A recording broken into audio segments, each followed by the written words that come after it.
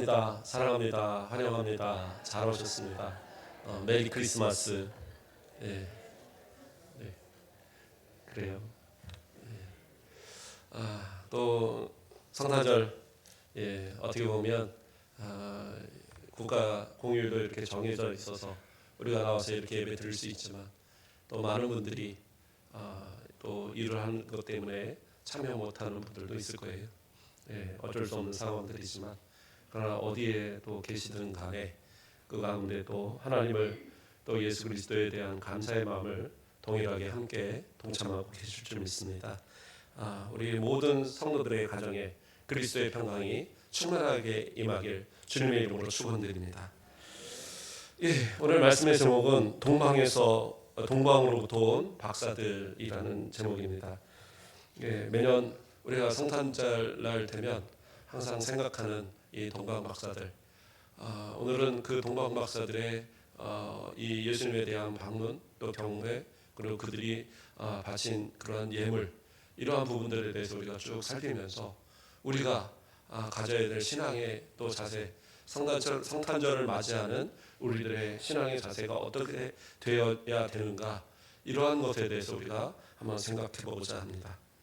동방은 뭐 우리 같은 이제 이쪽 뭐 아시아를 얘기하고 이런 게 아니라 이 유대 땅을 중심으로 동쪽에 있다라는 뜻입니다. 동쪽에 좀 멀리 있는 그러한 나라에서 온 박사들이에요. 근데 이 박사라는 단어가 이 마고이라는 단어를 쓰거든요. 그래서 이 마고이라는 단어가 원래 고대 바벨론 쪽, 그쪽 이 아수르 또 아라비아 이쪽 지역에서 사용되던 단어입니다. 그래서 예수님 당시에도 바로 그 페르시아 지역이나 아라비아 지역에서 활동하는 점성가라고 표현해야 되겠죠. 뭐 오늘날로 말하면 천문학자라고 말할 수 있지만 별을 살피고 별을 통해서 점을 치는 점성가들입니다. 그래서 그들을 마고이다. 그래서 우리의 번역으로서는 박사다라고 번역을 한 거예요. 그렇게 해서 이 마고이라는 이 박사들이 예수님을 경배하기 위해서 이렇게 오게 되는데 그러한 어떤 계획을 갖게 된 이유가 뭐냐면 이상한 별 하나가 나타난 거예요. 유대 땅을 밝히고 있는 아주 밝은 어떠한 별이 나타난 겁니다. 그러니까 이 별을 볼 때에 저곳에 유대의 왕으로 나신 이가 있구나. 유대를 다스릴 왕이 나셨구나라는 것을 생각한 거예요. 그러나 단순하게 어떤 왕가에서 태어나는 그런 아기가 아니라 온 세상을 비출 만한 아주 대단한 인물일 것으로 생각한 겁니다. 그렇기 때문에 이 동방 박사들이 자신들이 예물을 가지고 상당히 먼 거리죠. 한 1600km 이상 되는 그러한 거리를 몇 날 며칠을 걸려서 그 위험을 무릅쓰고 광야를 지나고 또 광야에서 밤을 지새야 될 때도 있고 그러면서 여러 도적대의 어떤 그런 위협이나 이런 모든 것을 감수하고 유대까지 예수 그리스도를 그리스도의 나심을 왕의 나심에 대한 경배를 위해서 찾아왔다는 것이죠. 그러니까 참 대단한 겁니다. 그런데 이들이 별을 볼 때에 아마도 이미 예수님은 태어난 때였던 것 같아요. 왜냐하면 이들이 예루살렘에 도착해서 그 예루살렘의 사람들에게 물을 때 왕이 어디서 나셨냐라는 거예요. 왕으로 나시니가 어디 있냐라고 질문을 던졌어요. 그건 뭐예요? 이미 왕이 나셨다라는 거예요.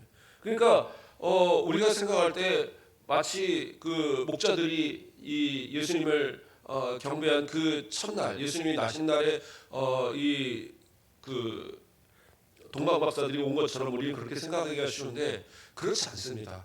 그래서 짧게는 한 달, 길게는 한 석 달까지 차이 났을 것으로 봐요. 그렇게 이렇게 그 먼 곳에서부터 이 베들레헴으로 온 겁니다. 그러면 베들레헴이 원래 예수님의 본거지는 아니잖아요. 베들레헴에 태어났지만 그러나 예수님께서는 그 부모를 따라서 나사렛으로 가야 되는 거예요.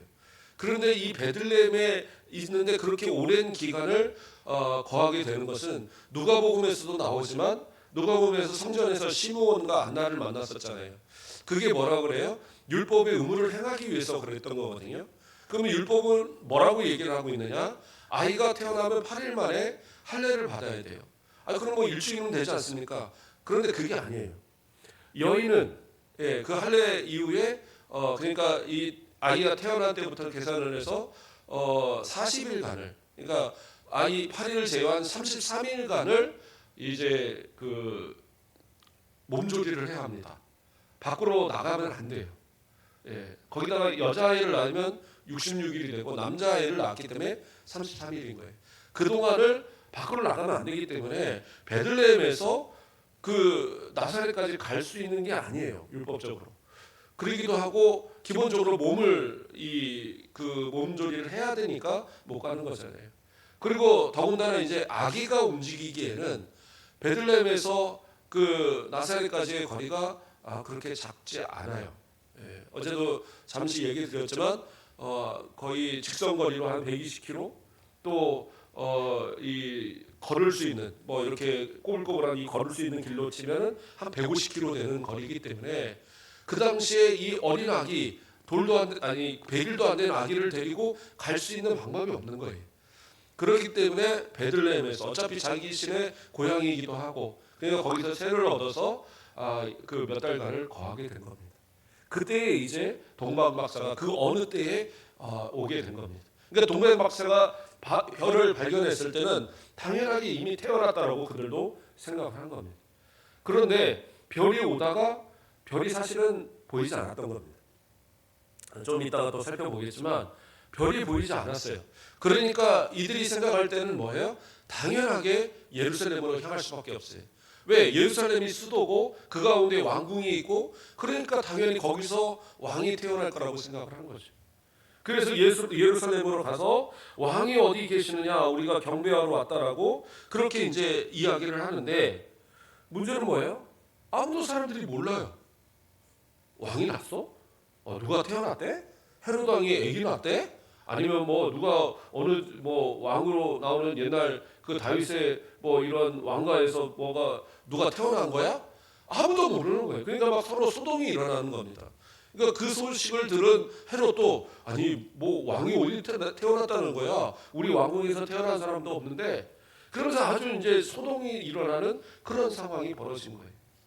그러니까 이제 헤롯 왕이 이 동방 박사를 불러서 이제 물어봅니다. 도대체 어떻게 이 오게 되었느냐라는 것을 묻는데, 이제 이야기를 하는 거죠. 동방에서부터 유대 왕이 태어난 사실을 우리가 알고 그 왕께 경배하러 왔으니까 우리를 그 왕에게 데려다 달라, 이렇게 얘기합니다.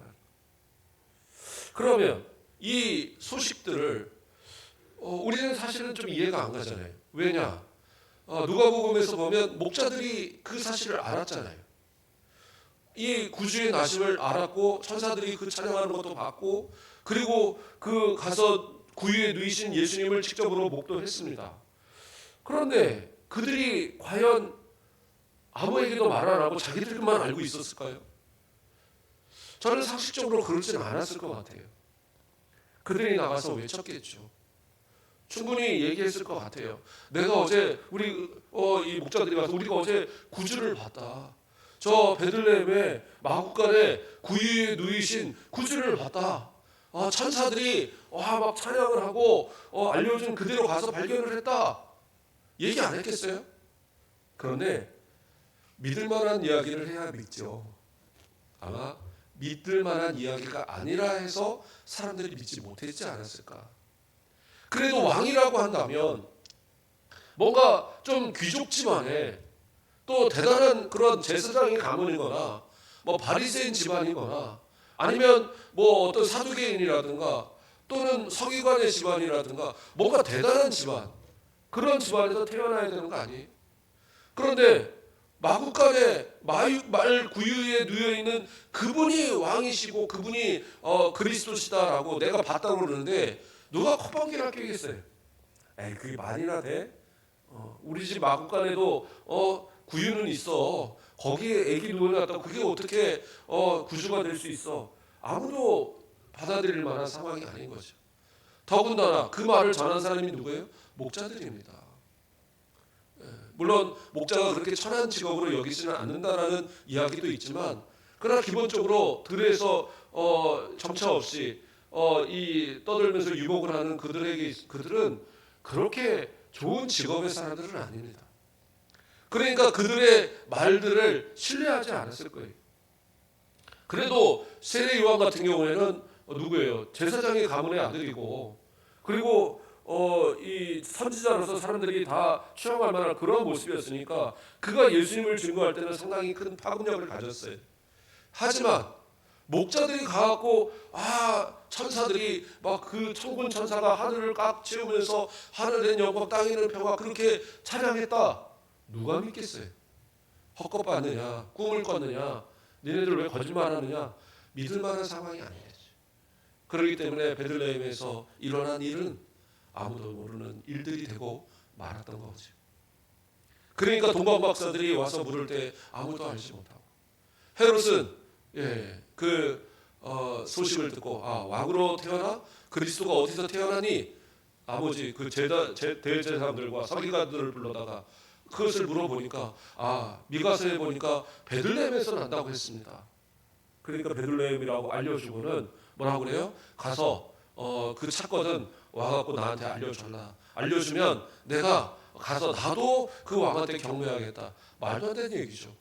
헤롯은 아주 사악한 마음을 가지고 죽이려는 마음을 가지고 그 동방박사들에게 알려달라라고 얘기한 거예요. 그런데 이제 동방박사가 바로 그 베들레헴으로 가는 그 시작하는 그 순간부터 뭐가 나타나느냐? 자신들이 처음에 봤던 그 별이 갑자기 하늘에 나타나는 거예요. 그러니까 그 별이라는 게 누가 봐도 알 만큼의 밝은 별이 비치는데, 자, 예루살렘에서 베들레헴까지는 어느 정도 거리겠습니까? 한 10km? 그 정도 거리예요. 그렇게 먼 거리가 아닙니다. 자, 별이 하늘에 있어요. 별이 움직여요. 10km 정도의 거리를 별이 움직였다. 이거 구분할까요? 제가 볼 때는 구분 못할 것 같습니다. 특별하게 무슨 우리 서치라이터 뭐 이렇게 해서 쫙 빛만 거기다 딱 비치면서 따라와 이러면 모를까? 별이 하늘에 있고 그 별이 비치는데 별이 움직이는 것을 일반 사람이 그걸 어떻게 구분을 할까? 그런데 이 사람들은 누구예요? 동방의 박사들. 별을 보는 관측하는 박사들이에요. 그 미세한 움직임을 어디로 향하는가, 그것이 어디를 향하고 있는가를 발견할 수 있는 능력을 가진 사람들이. 그러니까 이것도 참 대단한 일입니다. 하나님께서 처음부터 그 동방 박사들이 별을 발견했을 때부터 시작해서 계속적으로 그 별을 비췄고 그 별이 계속적으로 그 베들레헴에 예수님이 계신 곳을 향하여 비추고 있었다고 한다면 벌써 헤롯도 알아보고 여러 사람들이 다 알아봤겠죠. 그러나 그 별이 처음에 나타났다가 박사들이 출발한 뒤에 사라졌다가 그리고 베들레헴을 향한 그 순간에 그 밤에 별이 이것을 보여주고 있으니까 남들은 알 수가 없는 거예요. 근데 그 별이 미세한 움직임을 바라보면서 그 별이 딱 직각을 향하여 내리는 그곳이 어느 집이라는 것까지 확인할 수 있는 그 정도의 능력을 가진 사람들이 마구이였던 거죠. 그렇기 때문에 이 동방박사들에게 별을 보여준 이유가 있으신 거예요. 그리고 향하여서 그 집을 발견했을 때 그들은 어떻게 했다고 그럽니까? 2장 10절 말씀을 보면 그들이 별을 보고 매우 크게 기뻐하였더라. 자, 여기 한번 보세요. 뭐라고 돼 있어요? 그 별을 보고 그 다음에 왜요? 매우 크게 기뻐하더라. 이거는 어떤 의미냐면 아주 최고의 기쁨, 도저히 말로 표현할 수 없을 정도의 아주 막 그 펄쩍펄쩍 뛸 것 같은 그런 기쁨을 느꼈다는 거예요. 아니 이방인이잖아요. 이방인으로서 저 이방의 왕으로 태어난 그러한 사람을 경배하러 왔는데, 그런데 얼마나 기뻐서 그렇게 펄쩍펄쩍 뛴다. 우리의 상식적으로는 이해가 안 가요. 그 예수 왕의 나심을 소식을 들은 예루살렘에 있는 사람들 아무런 관심이 없었잖아요. 그냥 소동을 했을 뿐이지 진짜 관심이 있었다면 이 동방박사들이 가는 그때의 뒤를 따라서 같이 경배하겠습니다 하고 어느 곳인지를 몰라도 그 뒤를 따라서 많은 사람들이 따라왔어야 돼요. 그러나 잠시 소동했을 뿐은 아무도 관심 가지지 않았어요. 그냥 나면 나나보다. 에이 뭐 그리스도가 나셨다는 소리 한두 번 있었어? 에이 그냥 뭐 그냥 또 이번에도 그냥 그러다 말겠지. 아 저 이방 사람들 뭐 헛것 보고 온 거 아니야? 그냥 그렇게 생각하고 치부하고 넘어가 버린 거예요. 그러나 이 박사들은 어떻게 해요? 그 먼 곳에서부터 왔고 그 별이 가르치고 그리고 그 집을 발견했을 때에 정말 이 땅에 큰 그 은혜를 끼칠 유대의 왕인 이 왕이 태어났다는 사실에 아주 너무 기쁘고 너무 기뻤다는 거예요. 여러분들은 어떠한 마음으로 이 시간 이 자리에 오셨습니까? 정말 마음이 기쁘셨습니까? 예. 제가 보니까 기쁜 얼굴도 있는데 한 3분의 1은 뭔가 이 세상죄를 다 짊어지고 가는 어린 양, 저 꼭 고난 주간에 예배 드리는 딱 그런 모습으로 지금 예배를 드리시거든요. 그런 게 아니라 지금 우리는 어떻게 해야 돼요? 진짜 기쁜 마음으로 하나님을 경배하는 그런 모습이 돼야 돼요. 지금 이 시간 하나님 앞에 감사하고 기뻐하며 영광을 돌릴 때에 정말 좀 그런 하나님의 주시는 이 은혜에 대한 감격, 이것을 뭐라고 좋다고 표현을 할까? 그 옛날에 어떤 과거에는 이거 뭐라고 이 표현을 해야 되는데 뭐라고 말을 못 하겠네 막 그런 것도 있잖아요. 뭐라고 표현하시렵니까?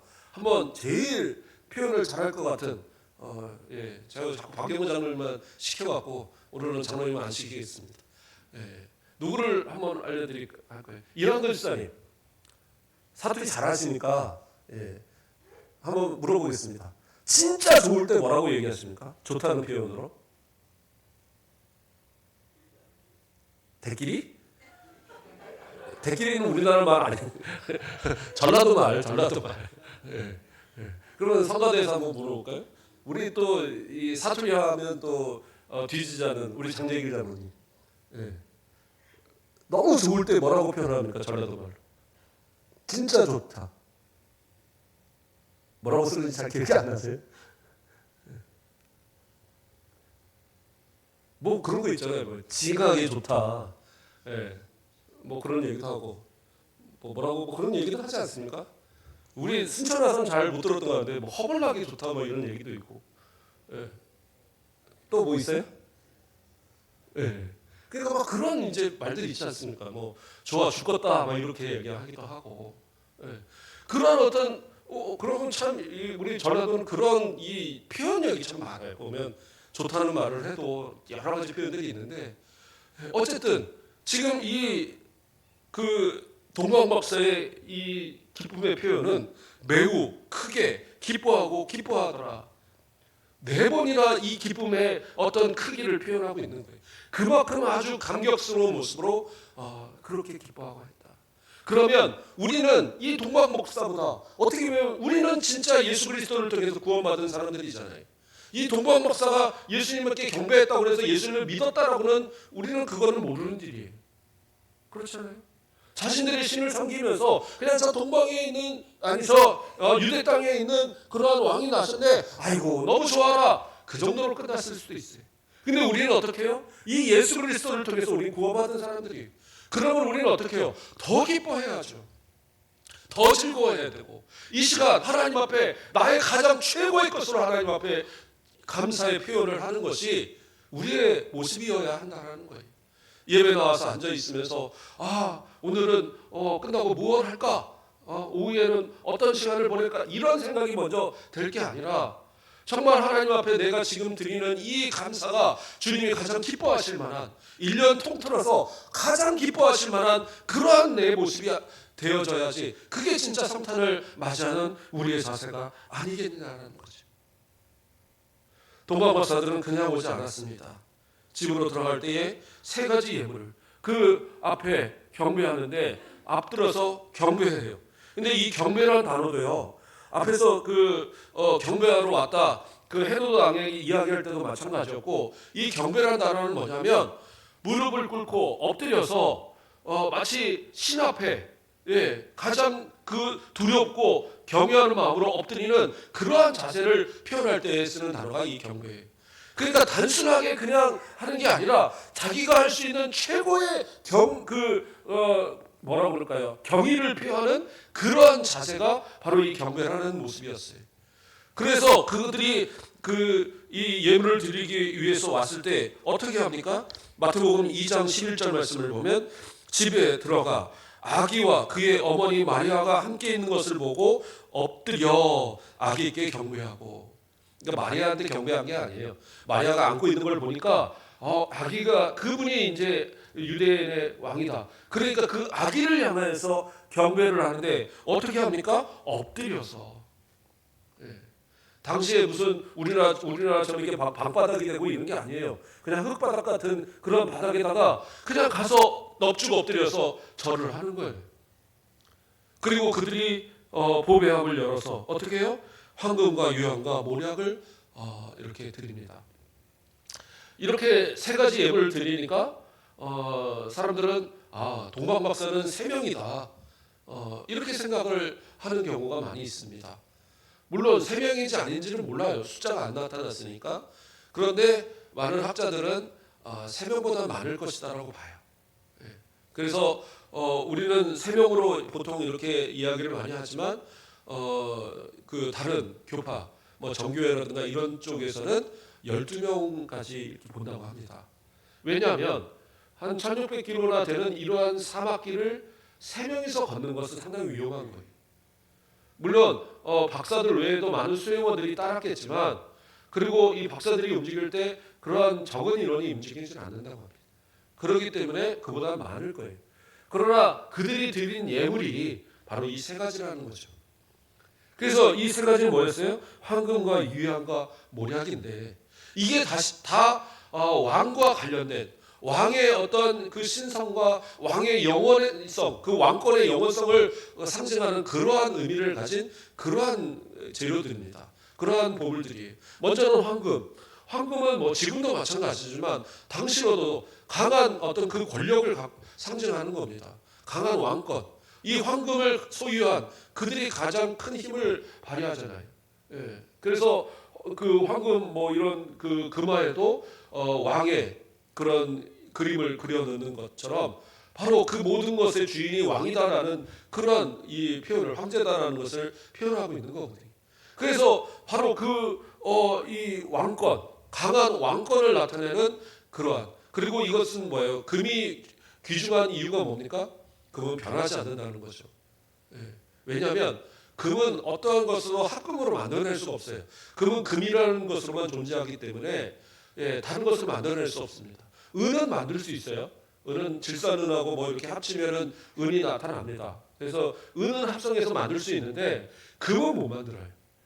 그래서 금은 가장 순수하고 또한 가장 존귀하고 강력한 힘의 상징. 그래서 이것이 바로 강력한 왕권을 상징하는 그러한 예물이 바로 황금이 되는 거예요. 그래서 황금을 드렸어요. 또 그 다음에 유향을 드립니다. 유향은 언제 쓰여요? 뭐 오늘날은 유향을 가지고 뭐 화장품 향수로도 쓰고 약재로도 쓰고 한다고 그러더라고요. 근데 이 당시에는 유향은 말 그대로 향으로 쓰이는 겁니다. 그래서 보통은 그러니까 제사를 드릴 때에 신하게 올려드리는 그러한 향품으로서 이것을 사용을 해요. 그렇기 때문에 이것을 왕한테 드린다는 것은 무슨 의미냐? 왕의 신성을 의미하는 거예요. 그래서 신적인 능력을 가지고 세상을 다스리라는 그런 의미 속에서 주어지는 것이 이 향입니다. 그러니까 결국에는 유향은 뭐예요? 예수 그리스도의 신성을 상징하는 그러한 의미의 예물이 되는 거예요. 그래서 이 유향은 그러니까 이 아라비아 지역이나 뭐 또는 동아프리카 이런 지역에서 나는 그러한 나무에서 나오는 것이라고 하더라고요. 어쨌든 그러한 예물이 되고요. 세 번째 예물은 또 뭡니까? 몰약. 몰약은 보통 어떻게 씁니까? 이것은 마취제로 쓰이기도 하고요. 가장 많이 쓰이는 것은 시체를 썩지 않게 하는 방부제 역할입니다. 그래서 예수님이 돌아가셨을 때도 그 니고데모가 몰약을 준비를 했죠. 그래서 그 몰약을 발라서 오랫동안 썩지 않도록 그것을 이렇게 하는 그러한 모습. 그래서 이것은 뭐예요? 결국에는 영원성을 나타내는 거예요. 영원히 이 왕권이 이어지기를 기원하는 그런 의미에서의 모략. 그러나 이것을 예수님한테 적용을 하면 예수님의 고난과 그 십자가 죽으심에 대한 그러한 상징적인 의미로 이렇게 해석을 합니다. 어쨌든 이 모든 것은 왕에게 드리는 예물이었어요. 그래서 황금과 유향과 모략, 그것을 그저 뭐 옆집에 있는 뭐 누구 돌잔치에 가서 드리거나 그런 개념이 아니잖아요. 저 먼 곳에서부터 광야를 지나며 그 모든 도적대의 위험과 이 모든 것을 다 이겨내면서 그 곳을 이 아기 왕으로 태어나신, 유대의 왕으로 태어나신 그 아기를 경배하기 위해서 그 멀리서 오면서 귀중하게 보배 앞에 넣어서 소중하게 그것을 간직하며 온 그런 아주 귀한 예물이 되는 거예요. 오랫동안 간직하여 그것을 열어서 드리는 그 감격은 또 어땠을까요? 그 집을 발견하고도 그렇게 기뻐했는데 그 예물을 드리는 그들의 마음은 너무 기뻤을 거예요. 그리고 그를 경배하고 돌아갑니다. 자, 우리의 모습에 하나님 앞에 오늘 나올 때 어떤 것을 가지고 나오셨습니까? 주님 앞에 무엇을 드리고 준비하여 나오셨습니까? 목사님 헌금 얘기하시는 건가요? 저는 헌금 얘기하는 게 아닙니다. 저는 성도들이 주님 앞에 드리고 싶은 그러한 삶의 예물이 있어야 된다고 저는 생각을 합니다. 적어도 1년 동안 이 성탄에 드려질 그러한 삶의 예물들이 우리 가운데 얼마나 준비되었느냐, 얼마나 예배했고, 얼마나 기도했고, 얼마나 헌신했고, 얼마나 봉사했고, 얼마나 전도했고, 얼마나 주님을 사모하며 그 1년을 보냈는가. 광야와 같은 이 세상길을 걸을 때에 그냥 내 먹을 거, 내 입을 거 그것만 생각해서 여러 곳을 떠돌다가 그리고 온 것인지, 아니면 주님을 만날 이 기쁨의 어떤 모습을 생각하며 내가 1년 동안의 삶 속 안에 가장 귀한 모습으로 왕을 경배하는 그러한 모습으로, 왕을 맞이하는 그러한 모습으로 내가 이 시간 나와 있는지 한번 생각해 보길 바랍니다. 저는 좀 그러한 모습이 우리 가운데 있어야 되지 않을까. 주님 앞에 바라는 건 많아서 하나님 이거 복 주세요, 재물 주세요, 건강 주세요, 명예 주세요, 우리 아들 진급하게 해주세요, 좋은 대학 가게 해주세요, 뭐 해주세요. 그런데 이 한날 주님 앞에 나오는 이 시간, 이 성탄의 이 아침에 과연 우리는 무엇으로 하나님 앞에 드리고 있느냐라는 거예요. 물질이야. 더 많이 버시는 분이 더 많이 하는 건 당연한 겁니다. 가난하면 적게 하는 것이 당연한 거예요. 그것을 가지고 하나님이 너 왜 이거 갖고 왔냐, 이거 갖고 왔냐 이러지 않아요. 그러나 삶의 모습은 아무리 가난하건 아무리 부자이건 하나님 앞에 드리는 것은 마찬가지인 거예요. 주님이 찾으셔요. 무엇을 가지고 왔느냐. 황금, 유향, 모략, 그러한 존귀한 그러한 예물 그거 아니고 주님께서 받으시고 싶은 것은 그 앞에 드리는 경배예요. 엎드려서 하나님을 향하여, 예수 그리스도를 향하여서 내가 가장 준비되어진 그 모습으로 나의 몸을 드릴 수 있는 그러한 자세, 저는 이러한 모습으로 하나님 앞에, 우리 예수님 앞에 서는 이러한 성탄절이 됐으면 좋겠어요. 만일 이번에 그러한 모습이 아닌 것 같다, 좀 죄스럽다 싶으면 이제부터 또 다시 1년을 준비하는 거예요. 주님, 제가 그동안은 제가 잘 못했네요. 제가 성가대도 꾸준히 쓰려고 했는데 자꾸 일이 있고 저거 있고 저거 해서 제가 일사보실 좀 빠진 적도 있는데, 이제는 좀 제가 안 그러고 좀 열심히 다해서 한번 해보랍니다. 혹시 또 빠지더라도 주님 앞에 좀 그러한 마음의 자세를 좀 가져보고, 제가 봉사하다 보니까 너무 힘들어갖고 올해만 하면 이제 그만하려고 마음먹었는데 아닙니다. 주님 힘 주시면 올해도 또 한번 열심히 해보랍니다. 그래서 내가 최선을 다해서 하나님 영광 나타내는 이 모습 가지고 주님 앞에 한번 나와 보랍니다. 전도도요. 제가 이 포도송이라고 여기 이제 떼고 저 뒤에 붙어 있는데 포도송이라고 하나 붙여보려고 마음을 먹었는데 이건 도저히 안 돼갖고 못했는데, 하나님 내년에는 이 포도송이 하나 맺어갖고 제가 주님 앞에 나가서 금바지 한번 타볼랍니다. 좀 이런 것도 좀 해보고, 그렇죠? 구제도 해보려고 노력도 하고, 단순히 그냥 저 내년엔 집 살랍니다, 차 살랍니다, 뭐 이런 거 하지 마시고, 예. 좋은 집 사고 좋은 차 사고 뭐 좋은 거 하는 거 다 좋죠. 중요하고 가지고 싶죠. 예. 그러나 주님 앞에 먼저 내 삶의 모습을 어떻게 드릴 것인가, 그리고 그 삶을 통하여서 어떻게 영광을 나타낼까. 그래서 때로는 그것을 가지고 구제하는 일에 사용하기도 해보고, 선교하는 일에 사용도 해보고, 전도하는 일에 사용도 해보고, 봉사를 위해서 좀 사용도 해보고, 그렇게 해서 하나님 앞에 좀 영광 돌리는 그러한 모습들, 저는 좀 그러고 싶어요. 저한테 물질이 풍성하면 더 많이 그냥 막 좀 필요한 곳에 나눠주기도 하고, 좀 그러한 마음의 소망들을 좀 가졌으면 좋겠어요. 그래서 그러한 모습을 가지고 주님 앞에 나아가는 거예요. 그러면 주님께서 예물의 많고 적음이 아니라 그 모습을 통하여서 그 삶의 제사, 삶의 그 온전한 예물을 통하여서 얼마나 기뻐하시겠습니까? 이러한 모습이 우리의 모습이 되기를 간절히 소망합니다. 동방 박사의 예물 보면서 아이고 참 그 좋은 거 바쳤네, 아이고 참 먼 곳에부터 왔네, 수고했네, 이걸로 끝나지 마시고 내가 1년 동안을 그 광야길을 가는 그러한 심정으로 지내시고, 또 주님 앞에 이 성탄절을 맞이할 때 가장 나의 존귀한 것으로 삶의 열매로 하나님 앞에 제사할 수 있는 저와 여러분의 모습 되길 주님의 이름으로 축원드립니다. 기도하겠습니다.